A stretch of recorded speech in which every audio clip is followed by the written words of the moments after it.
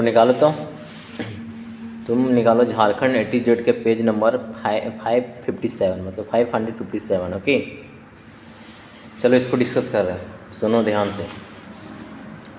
कह रहा है झारखंड में पंचायती राज व्यवस्था।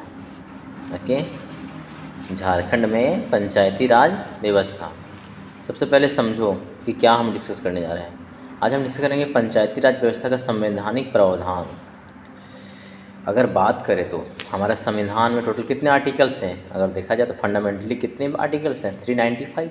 उसमें जो आर्टिकल 40 है, जिसमें जो गांधी जी का सपना था कि भारत की आत्मा कहाँ बसती है, गाँव में बसती है, तो आर्टिकल 40 में जो कि राज्य के नीति निर्देशक तत्व के तहत अनुच्छेद 40 है ना, आर्टिकल 40 में राज्य को पंचायती राज गठन करने का निर्देश दिया गया है।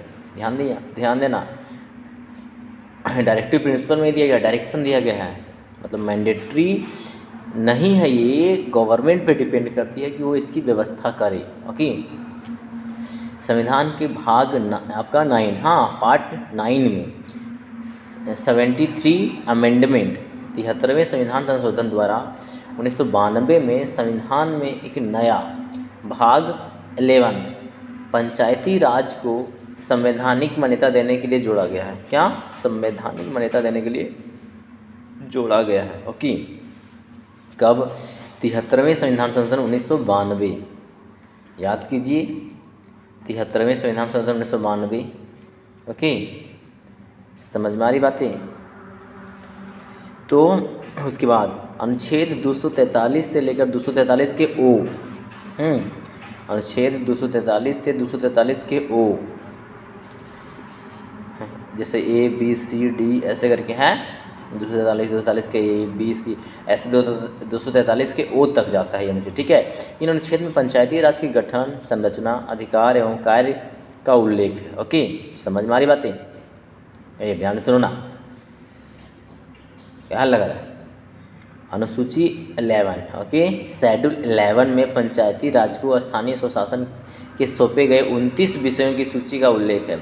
11वीं अनुसूची में 73वें संविधान संशोधन के माध्यम से ये उन चीज़ में जोड़ा गया है। ओके, पंचायती राज को स्थानीय स्वशासन के सौंपे गए 29 विषयों की सूची का उल्लेख 11वीं अनुसूची में 73वें संविधान संशोधन के माध्यम से जोड़ा गया है।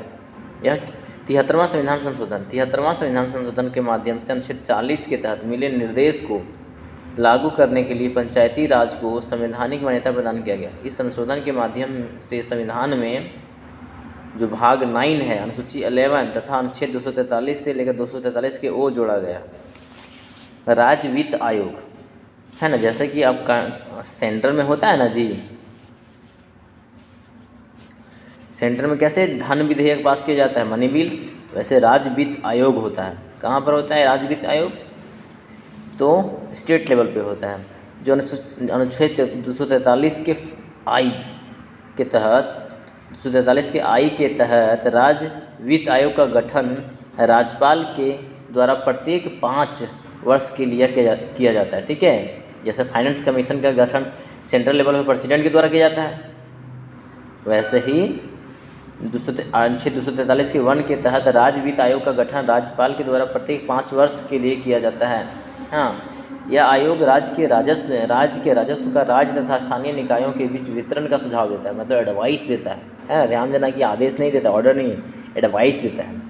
पंचायती राज दिवस 73वां संविधान संशोधन 1992 में पास हुआ और यह 24 अप्रैल 1993 को लागू किया गया। हाँ, पंचायती राज को कब लागू किया गया? 24 अप्रैल 1993 को लागू किया गया। तब से मतलब उसमें किनकी गवर्नमेंट थी? नरसिम्हा राव का सरकार था। ओके, सेंट्रल लेवल पे।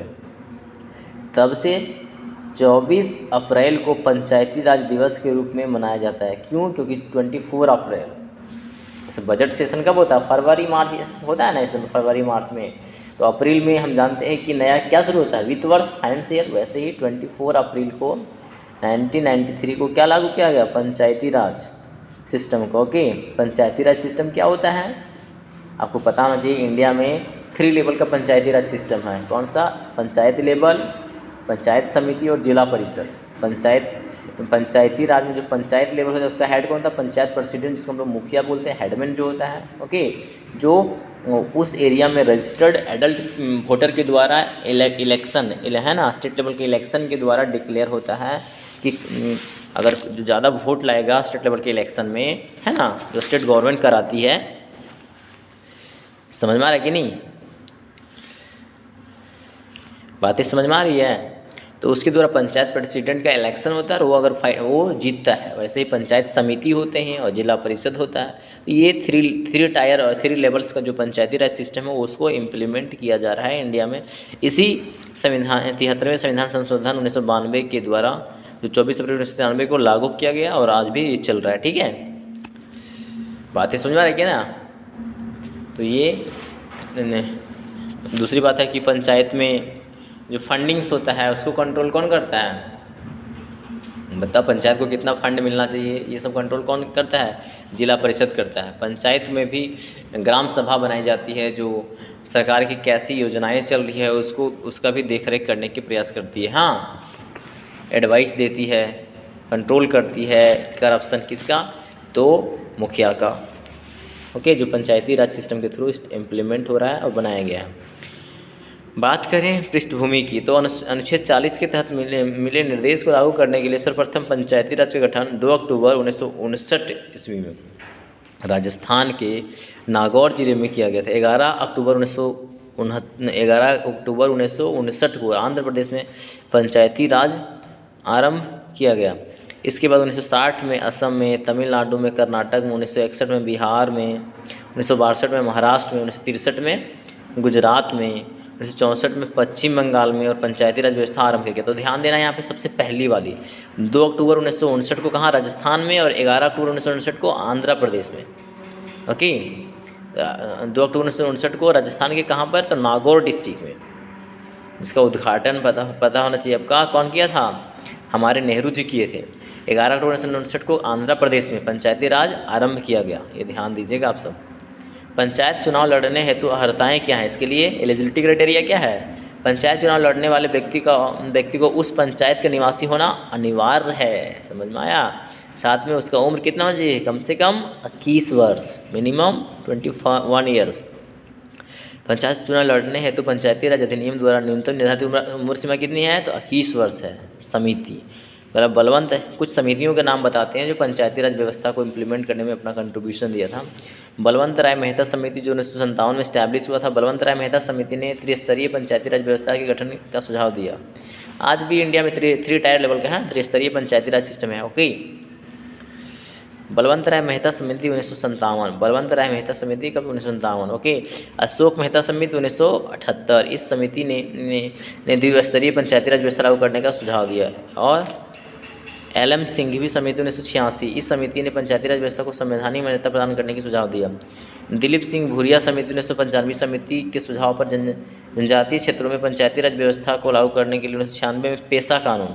ओके, पेशा मतलब पंचायती राज का अधिसूचित क्षेत्र में विस्तार, है ना, पेशा बनाया गया, जो स्पेशली आदिवासियों की जो ट्रेडिशनल राइट्स है उसको मेंटेन करके उस एरिया में रूल करने के लिए प्रयास करते, जो सेल्फ गवर्नमेंट और सेल्फ रूप से कैसे फंडिंग हो, कैसे कल्चर को आपका कंजर्व किया जाए, उस पर वो कंट्रीब्यूट करते हुए वर्क करती है। ये है पेशा, जो आदिवासियों के लिए मैक्सिमम उनके कल्चर्स पे को सपोर्ट करती है। ओके, दूसरी बात करें अगर पंचायती राज सिस्टम का, तो इसका कंट्रीब्यूशन क्या है हमारे कंट्री में? ये लोकल लेवल पे डेवलपमेंट को इंश्योर करती है। इसको फंडिंग्स कहाँ से जाते हैं? तो स्टेट गवर्नमेंट देती है फंडिंग्स, ठीक है। साथ में प्रॉपर्टी टैक्स से होता है, और कुछ ओपन ग्राउंड्स जो होते हैं, ओपन स्पेस होते हैं, वहाँ पर फेयर ये सब लगा के उससे भी टैक्स कलेक्ट होता है, ठीक है ना। तो ये था आपका पंचायती राज सिस्टम। किस लेवल पे? तो रूरल लेवल पे, है ना, जिसको पंचायत बोलते हैं। वैसे ही संविधान के भाग 9 के ए में, है ना, भाग 9 के ए में क्या दिया गया है? तो आपका म्युनिसिपल कॉरपोरेशन मतलब कि नगर लोकल लेवल का जो गवर्नमेंट है, कहाँ पर? आपके सिटीज़ में, उसमें प्रोविज़न है। वैसे भाग 9 में किसका है? तो पंचायती राज सिस्टम का। तो ये था मित्रों पूरी की पूरी पंचायती राज सिस्टम का कुछ संवैधानिक प्रोविज़न। आशा करता हूँ, उम्मीद करता हूँ कि आपको ये चीज़ें समझ में आया होगा तो ये जेपीएससी के लिए काफ़ी इंपॉर्टेंट भी है। ओके।